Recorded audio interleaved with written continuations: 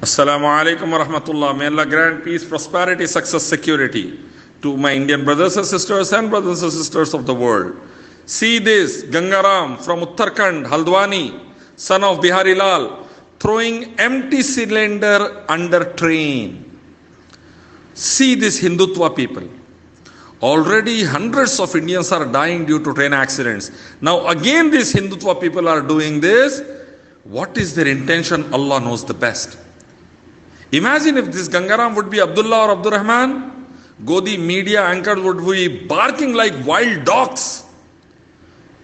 BJP, RSS, VHP, Bajrang Dal leaders would be barking like mad dogs. Imagine. Because of this, I say, Indian brothers and sisters, remove them, protect India and Indians. Come towards only Creator, Cherisher, God Allah, worship Him alone, obey final messenger Muhammad Sallallahu Alaihi Wasallam. Quran Hadith command this, Veda, Gita, Upanishad, Bible, Guru Granth command.